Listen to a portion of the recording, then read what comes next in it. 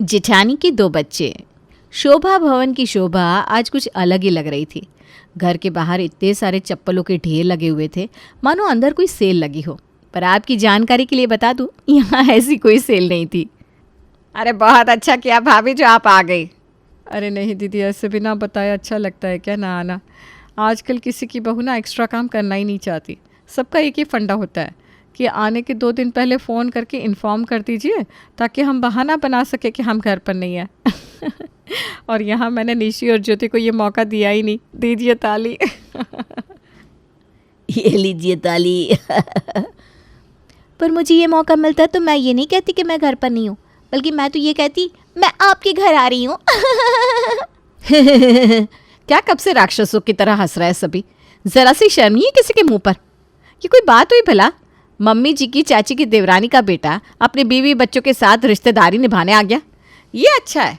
जिस भी शहर जाओ पहले गूगल कर लो कि उस शहर में आपके कितने रिश्तेदार रह रहे हैं, ताकि उनके घर जाकर नाश्ता पानी सोना उठना मुफ्त में किया जा सके।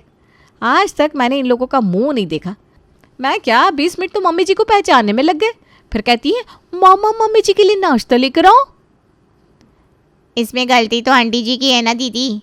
जब पता है आपका 9वां महीना चल रहा है तो किसी मेहमान को आने क्यों देती है? अभी 2 दिन पहले ही आपकी बुआ सास आकर गई, और अब ये दूर के मामा मामी, उनके बच्चे पोते पोतियाँ, इतने बर्तन हो जाते हैं धोने को। अब अगर इस घर में कोई मेहमान आया ना तो मैं काम करने वाली नहीं है। हाँ अरे पिंकी, दुनिया में सबने मुझे धोखा दे रखा है, अब तू तो मत दे। एक सास जो तिनका नहीं उठाना चाहती, और एक देवरानी जिसको मेकअप फेशियल से ही फुर्सत नहीं है। हर बात में कोई ना कोई बहाना निकाल लेती है। अरे तो उसमें गलती आपकी की है ना भाभी। जब तक आप सभी का काम करेगी तब तक आपको काम मिलता रहेगा। कोई एक बहाना ढूंढने का, और जब भी कोई आपको काम दे तो बहाना उसको चिपका देने का, फिर मिल जाएगी काम से मुक्ति। निशी नाश्ते का ट्रे लेकर हॉल में जाती है। ओह पकोड़े समोसे, वाह वाह बहू। वाह वाह, क्या आलू के पकोड़े बनाए हैं बहू ने? ये कोई बात है क्या? पनीर वनीर के पकोड़े होते तो कोई बात बनती। सच बताती हूँ दीदी, सामने बहू बैठी है मेरी। अगर मेहमान के सामने इसने आलू के पकोड़े परोसे होते ना तो मैं तो सीधा एक तमाचा धर देती इसके गालों पर। अरे भाभी, अब नाराज़ क्यों हो रही है? पनीर के पकोड़े भी बना देगी निशी। जा निशी बना दे। इतना कुछ तो बनाया है मैंने मामी जी। सिर्फ आलू के पकोड़े नहीं है, प्याज के पकोड़े भी है। अब अगर मैं पनीर के पकोड़े बनाऊंगी तो इन पकोड़ों को कौन खाएगा? अब ये खा लीजिए, फिर खाने में पनीर की सब्जी बना दूंगी मैं। अच्छा, प्रेगनेंसी में काम से बच रही हो बहू? खैर कोई बात नहीं, एक बार बच्चा हो जाए फिर काम करवाऊंगी तुझसे। अरे क्यों नहीं करेगी? प्रेगनेंसी में काम जितने हाथ पैर चलते रहेंगे उतना ज़्यादा चांसेस होंगे नॉर्मल डिलीवरी के। ए जा बहू, पनीर के पकोड़े उतार कर ले आ। दांत पीसती हुई निशी रसोई की ओर बढ़ रही थी कि उसकी पानी की थैली फट जाती है। हे भगवान, लगता है बच्चा होने वाला है।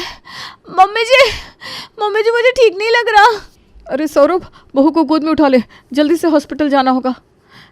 ये आप क्या बोल रही हैं मामी जी? सौरभ जेठ जी तो भाभी के जेठ लगे ना, और जेठ तो छोटे भाई की बीवी को छूता भी नहीं, तो जेठ जी निशी भाभी को उठाएंगे कैसे? अरे मामा जी उठा लेंगे। ये लो, अब ये भी मैं करूँ? इसलिए मैं कह रहा था किसी और रिश्तेदार के घर चलते हैं। तुम ही लेकर आई थी ना ठेल ठेल।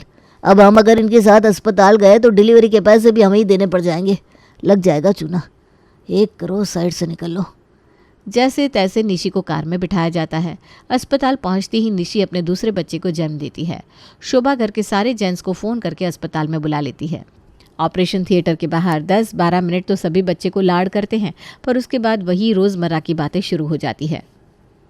बहू तो अभी कुछ दिन अस्पताल में ही रहेगी, उसके बाद घर आते ही नियम होंगे, तब ना रसोई में जा पाएगी। तो बीच के इतने दिन फिर रसोई संभलेगी कैसे? अरे पापा, आप टेंशन क्यों ले रहे हैं?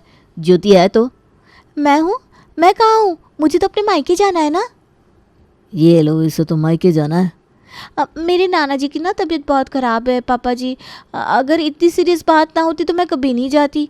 इन 10-12 दिनों के लिए हम एक खाना बनाने वाली को रख लेते ना, उसके बाद तो भाभी आ ही जाएंगी। निशी अपने ससुराल वालों से अच्छी तरह वाकिफ थी। बिस्तर पर लेटी हुई पिंकी इसी बारे में सोच रही थी। अब कैसा महसूस कर रही है आप दीदी?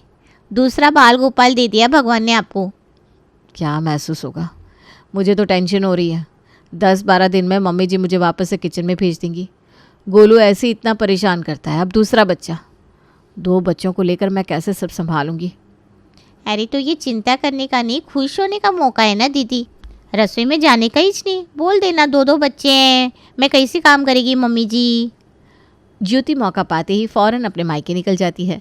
2 दिन तक तो किसी तरह से भी बाहर खाकर एडजस्ट करते हैं और उसके बाद निशी डिस्चार्ज होकर अपने दोनों बच्चों के साथ घर आती है।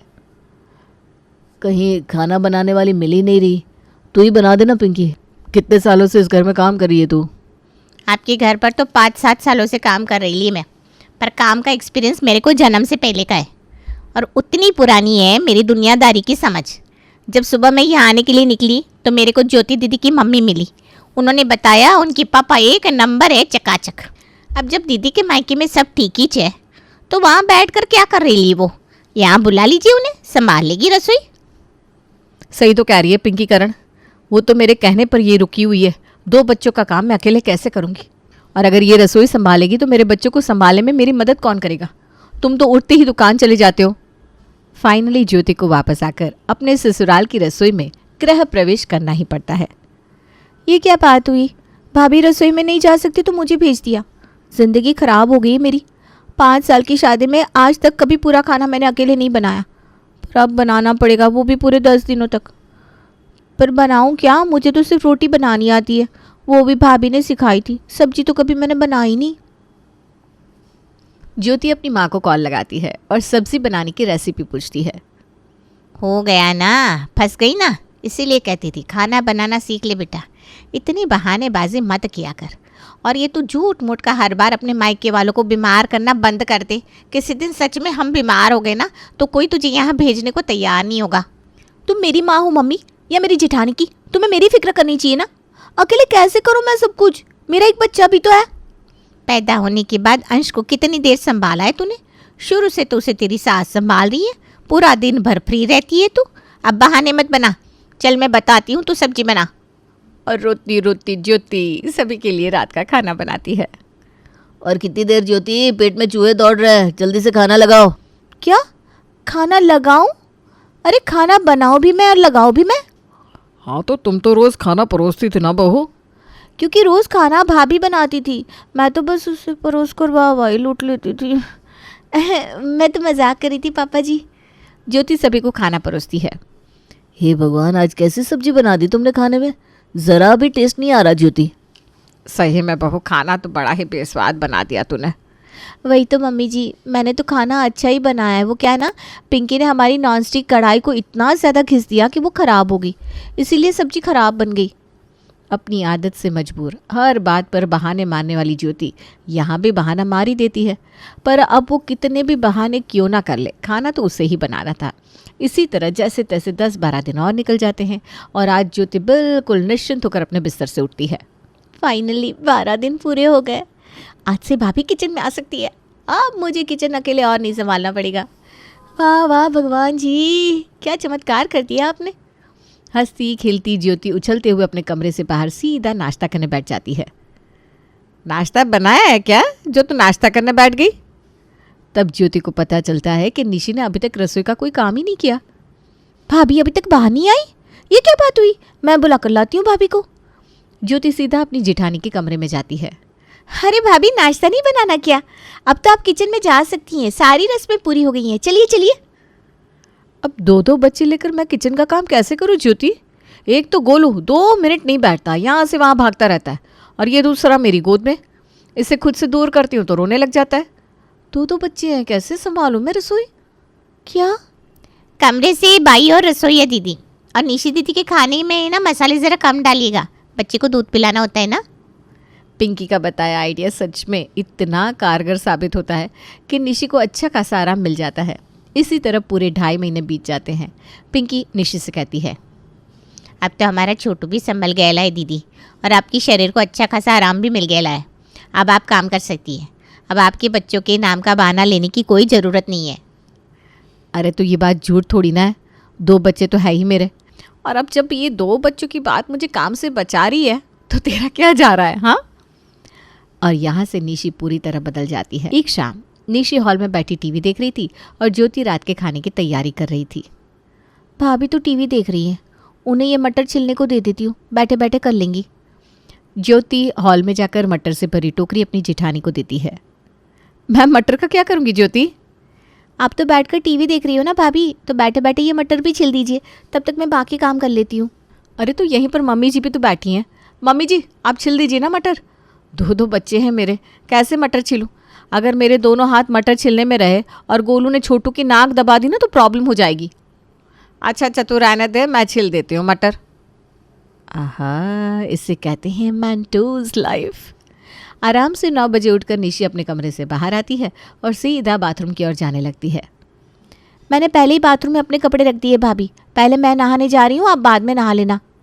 हाँ बहू, इसे जाने दे, ये नहाएगी फिर बेचारी भगवान को भोग भी तो लगाएगी, तब जाकर सभी को नाश्ता मिलेगा। तो 10 मिनट वेट कर ले। कर लेती हूँ मैं वेट मम्मी जी, आप संभाल लीजिए मेरे बच्चों को। अरे मजाक है क्या 2 बच्चों को पालना? रात को एक सोता है तो दूसरा उठ जाता है, दूसरे को सुलाओ तो पहला रोने लगता है। बड़ी मुश्किल से दोनों को सुलाकर नहाने आई हूँ मैं। अभी 10 मिनट में अगर नहाया नहीं ना तो आगे मुझे नहीं लगता कि मैं नहा भी पाऊंगी। अरे बहस क्यों कर रही हो शोभा जी, जाने दीजिए निशी को नहाने। जा बहू तू जा। और अपनी देवरानी को देखकर मुस्कुराती हुई निशी बाथरूम में चली जाती है। इसी तरह दिन बीत रहे थे और निशी काम न करने के बहाने बढ़ाती जा रही थी। तभी दरवाजे पर दस्तक होती है और पड़ोसन सुषमा इनविटेशन का कार्ड लेकर शोभा के घर पहुंचती है। मेरे पोते का बर्थडे है, तुझे और भाई साहब को तो बिल्कुल आना ही है शोभा। 4 स्टार होटल में पार्टी है, मिस मत करना। हम बिल्कुल आएंगे आंटी जी, आप फिक्र मत कीजिए। आपने सिर्फ फ़ोन करके भी बोल दिया होता ना, तब भी हम आते, कार्ड देने की ज़रूरत ही नहीं थी। अब घर में इनविटेशन कार्ड आया हो और डिस्कशन ना हो, ऐसे कैसे हो सकता है? इनके घर के फंक्शन तो बड़े अच्छे होते हैं मम्मी जी, पर हम इतने सारे लोग जाएंगे तो अच्छा नहीं लगेगा ना। तो तू ही बता, इतने सारे लोग उठकर चले जाएंगे क्या मुंह खोलकर? उसने सभी को आने बोला भी नहीं है, सिर्फ क्या कर गई शोभा तू और भाई साहब ज़रूर से आना। सब नहीं, मैं और तेरे पापा जी चले जाएंगे। कारण और प्रेम तो वैसे भी कहीं जाना नहीं चाहते, तुम दोनों में से कोई एक चल लेना। हाँ तो मैं चल रही हूँ ना मम्मी जी, 2 बच्चे हैं मेरे, इन दोनों के पीछे ही दिन निकल जाता है मेरा। डिलीवरी के बाद अभी तक एक बार भी घर के बाहर कदम नहीं रखा मैंने। अब जा भी रहे बच्चे की पार्टी में तो मेरे पास 2 बच्चे रहेंगे तो ठीक भी रहेगा ना। ये तो गलत है मम्मी जी, मैंने पहले ही कहा था कि मैं जा रही हूँ। तो तुझे क्या टेंशन, तू तो यहाँ से वहाँ घूमती रहती है। चली जाना अपनी सहेलियों के साथ किसी रेस्टोरेंट। प्रॉब्लम तो मुझे होती है ना, 2 बच्चे तो मेरे हैं, मैं तो तेरी तरह यहाँ से वहाँ घूम फिर कर एंजॉय भी नहीं कर सकती। ये तो हद कर दी भाभी ने, 2 बच्चे कहकर पूरी रसोई मेरे मत्थे मरती। अब बाहर जाना है तब भी बच्चों का बहाना, बहुत हुआ। और अगले दिन से ज्योति अपनी जेठानी को काम देने के बहाने ढूंढने शुरू कर देती है। तू तो मुझे बड़ा कहती थी ना पिंकी कि मैं काम नहीं करती, अब तुझे क्या दिखता नहीं कि पूरा दिन मेरा रसोई में निकल जाता है और मेरी जेठानी कुछ काम नहीं करती। कौन कह दिया मेरे को नहीं दिख रहा है? हमको सब कुछ दिखता है दीदी, वो भी साफ साफ। विनाश काले विपरीत बुद्धि, पर क्या कर सकते हैं, हमारे तो दोनों हाथ बंधे हुए हैं ना। पर आपके तो नहीं है। देखा जाए तो अगर आप खाना बना रही है तो निशी दीदी झाड़ू पोछा कपड़े तो कर ही सकती है। और जैसा आइडिया पिंकी ने घर की बड़ी बहू को दिया था, छोटी को भी दे देती है। संडे की सुबह जब पूरा घर साथ बैठा था, जानबूझ के ज्योति बाथरूम में जाती है। थोड़ा पानी अपने चेहरे पर छिड़क लेती हूँ, जिससे लगेगा मुझे पसीना आ रहा है। आधी गीली आधी सूखी ज्योति एक हाथ में कपड़े लिए माथे पर आटा लगाए बाथरूम से बाहर आती है। ये क्या हालत बना रखी है तुमने अपनी ज्योति? एक तरफ रसोई देखनी पड़ती है, दूसरी तरफ झाड़ू पोछा कपड़े। ये हालत हो गई है कि कड़ाके की ठंड में भी पसीना आ रहे हैं मुझे। आप तो फ्री है भाभी, अभी मुझे सभी के लिए नाश्ता भी लगाना है। आप एक काम कीजिए ना, कपड़े धो लीजिए और फिर आराम से बच्चों को सुलाने के बाद पोछा लगा दीजिएगा। बोली मैडम बोली, 2 बच्चे हुए नहीं ना तुझे, इसलिए कह रही है। अगर छोटू को सुलाने के बाद उनके बाजू से ज़रा भी सरकती हूँ ना तो वो उठकर बैठ जाता है। अरे 2 बच्चे हैं मेरे, कोई मजाक थोड़ी ना है। तुझे काम ही क्या है, कर लेना तू, आई नो तू कर लेगी। मम्मी जी, याद है तुझे जब इस घर का सारा काम मैं करती थी और कभी मम्मी जी से मदद मांग लेती थी तो तू क्या कहती थी? इस उम्र में अपनी सास को काम करवाना ठीक नहीं है भाभी। तो तू अब कैसे मम्मी जी से मदद मांग रही है? सही बात है ज्योति, अपना काम खुद कर बेटा। रात को रसोई में खाना बनाते बनाते ज्योति खुद को कोसती हुई अपनी माँ से बात कर रही थी। अपनी सास को कभी भी अपनी जेठानी की मदद नहीं करने दी मैंने। मम्मी और मेरी सास तो खुद काम चोर है और अब मुझ पर ये सब भारी पड़ गया। भाभी तो हर बात पर कह देती है मेरे 2 बच्चे हैं, 2 बच्चे हैं, तो इसमें मेरी क्या गलती? तो तू भी कर लेना दूसरा बच्चा। और अपनी माँ की बात से ज्योति को आइडिया मिल जाता है। ज्योति सभी को डिनर के साथ परोसती है एक न्यूज़। बहू एक रोटी लाना। मैं कैसे लाऊं mummy ji, I am pregnant. मेरे भी तो 2 बच्चे होने वाले हैं। 2 बच्चों की माँ होना मजाक थोड़ी ना है। क्या? हाँ,